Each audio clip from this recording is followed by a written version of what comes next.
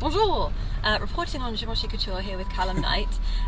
Really exciting because Clare Waight Keller set a new precedent last season for couture with latex in her couture collection, which was bringing a nice modernity to this traditional idea of couture. So last season we had beautiful red feathered gowns with leather and latex atop them, and it kind of broke boundaries of being this really wonderful, truly modern merging of ideas.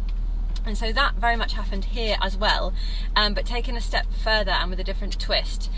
So the collection was called, hang on, let me get my nice invite so you can see the feather. Et voila. So the collection was called Noblesse Radicale, and the idea behind this collection is kind of channeling these wonderful gilded socialite past and adding a radical streak through it, adding a little bit of rebellion. The phrase is actually streaked with rebellion, which is lovely. And so one of the key references cited is Avedon Swans, and what this means after we've unpicked this before the camera starts rolling. So Richard Avedon took a photo of some socialites, also known as Swans, who were Truman Capote's Swans. One of them was Babe Paley, but the most famous one, and I'm going to really butcher this name, is Donna Morella Agnelli, got it. I've been butchering names this entire season. Yes, and so her picture is really important because she's got this wonderful elongated neck, and they really wanted to highlight her neck and crop her hair really short to make her look like an emu or a giraffe. And that's also why she's partly called a swan, because not only is she of royalty and a socialite and does these wonderful grand gatherings in wonderful halls in the likes of couture, but she's got this really decadent neck. So this whole idea of swans in the socialite term and also in the literal term really comes through in the collection. So as you can see, well, I put it down now, the feather, this is a motif. Oh my god, it's actually a feather. Yeah, it's well. It's actually a feather. This kind of feather motif is really prevalent throughout the collection, and these little nods to swans come through as well. So there's beautiful, grand, decadent embellishment and wonderful finishes. Honestly, this was one of the best collections ever. But the feather tropes that were really lovely were in the hair. So hair was kind of gelled in a slightly punkish way, but actually it kind of feels like Matthew Bourne's ballet Swans, what they do with the hair for that. And sometimes it was punked up in a mohawk, which again harks to this kind of rebellion, and sometimes it was bird-like and feather-like and really romantic. I just thought this duality between slight rebellion and the utmost pinnacle of socialite couture was just fascinating. Some really beautiful comments on Avedon Swans as well was the highlighting of the neck, and this was done with kind of long sleeve, very tight polo necks in what I assume is very light cashmere, in very sheer pinks and sometimes velvet blacks, and then wonderful kind of cascading skirts, but all of them were drawstringed at the waist, and this drawstring as well carried through onto puff sleeves and around the back, so that you had beautiful V around the back, a little cap sleeve, and then it capped dramatically with a drawstring at the end. And that whole concept of a drawstring is quite modern and unusual for couture. It's quite fun to riff on the whole idea of that couture is made for you, but even then you can have a drawstring and adjust it how you like it even further. But that's quite a modern, almost utilitarian thing to add into couture, which I loved. One of the looks with a ginger model whose name I can't remember, but it was beautiful pink and then white underneath. It reminded me of a really old Jill Sander collection actually, with drawstrings on the puff sleeves that had slunked onto shoulder, and as well on the beautiful full white skirt. The colour choices as well throughout started off really beautiful black and white monochrome, with beautiful feather detailings all across the bottom, sometimes in fishtail as well, which was really lovely. One of the looks was black velvet polo neck dress with a really dramatic fishtail with a white trim. Those almost looked like snow-kissed, if that's a phrase I can use. And then colourways start merging into really soft pinks, but again with this really dramatic white. And then feathers are really prevalent, not only just in the hair, but in that wonderful orb that often happens in couture, where feathers are sticking out on little spikes, but the actual looks underneath are so brilliant, really form-fitting, again to highlight that neck, that Avedon swan. But it's those slight nods to not day wear, but that slight wearability in them that I think is really attractive. They are the most decadent, the most beautiful couture looks, but it's that slight wearability that they all have that I think is really fantastic. One of the looks that I was absolutely blown away by, and I think there's some feather detailing in the hair, was a collarless white jacket with a huge Duchess satin train behind it, and then a pantsuit as well. It's kind of a play on the wedding look, but it was really simple and also definitely not one of the most fanfare looks of the collection, but I just thought the devil in that detail was so spectacular. I actually just thought the whole collection was spectacular. The presentation, the colours, the finish, the merge of the duality of modern and this really traditional couture. I was really blown away. No, and I think it's such a prevalent time to be looking at rebellion through clothing, you know, and fashion has often set the tone for major rebellions throughout history.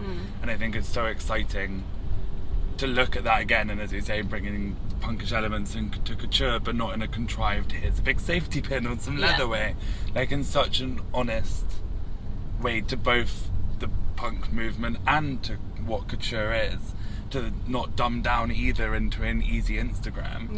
You know, it's actually really hard to do.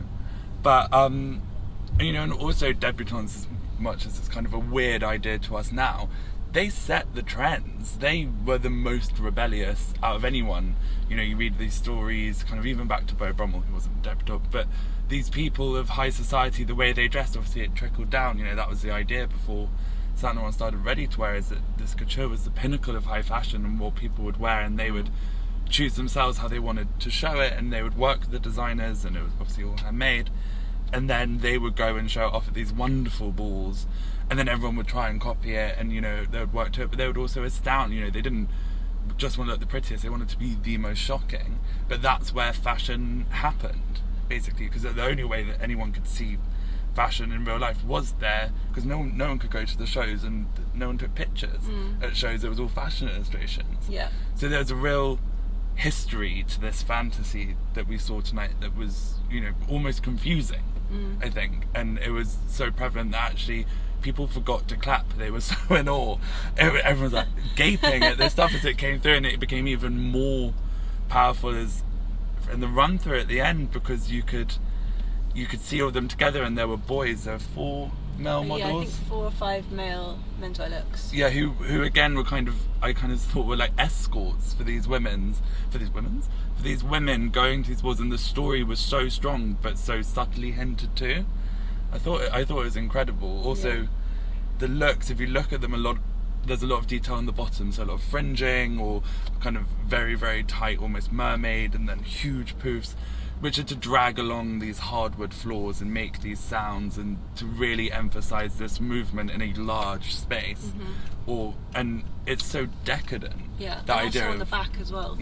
Which also you wouldn't see from a static image. No. Which again has that air of decadence and kind of feeds into what you're saying about socialites, because if you're at the party you would have seen the back, but you wouldn't get them from an illustration per se. Also, I think, you know, obviously as we work at Show Studio, we believe that fashion is supposed to be seen in movement, but these clothes, whilst in some ways restricting, are meant for dancing in. They're meant for these kind of formal events, and the way they move is just so, and as you say, with these layers of satin which kind of sticks, and then these feathers that just take to any kind of form of any slight movement they'll emphasize. I mean, even here this feather is stuck down, but you can still see the movement. It's almost like one of those leaves or a feather falling through the air. They imply such a beauty in movement.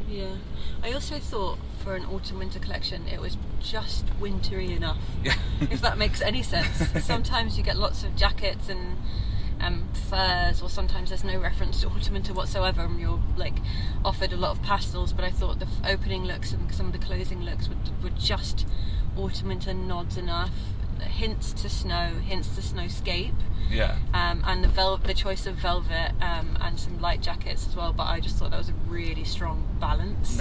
I thought also the jewellery, you speak about highlighting that, there are these beautiful headpieces, come earrings that kind of cascaded down, and again very nonchalant way, but they're nothing but nonchalant, heavy jewels.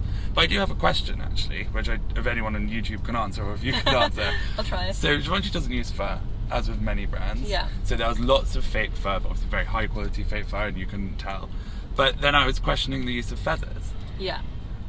For a collection that is so based on birds, where is that the next thing to go out of fashion? Is that the thing to stop using? Because as far as I'm aware, you can't. Potentially. I think as a statement you can get sustainable feathers, but I'm not sure if that's in the couture realm. So I know you can get sustainable feathers that are sourced sustainably. Yeah. Whatever that means. It's such a murky area when it comes to fabric. Yeah, and also the phrase sustainable can be kind of slapped on anything without actually having anything to back it up. So I'm absolutely not sure if anyone on YouTube has any answers. Please do let us know. But yeah, that's definitely interesting. I just kept thinking, because there were looks of feather and faux fur, and I was thinking, where do we draw the line? If the customer is demanding faux fur, which I believe they are now, which is incredible, will they be demanding faux feather? Faux feather, yeah. Is that something we should be investing in? Yeah. Are we ahead of the trends? Yeah. Start the startup now. Thank you guys very much for watching. Congratulations, Claire, if you are watching. We are floored. Please do subscribe. Lots more couture reviews to be coming tomorrow. And make sure to visit Show Studio. We have the live stream of the show, so you can see all these amazing clothes in motion and the runway images too. So make sure you have a look there. See you guys soon.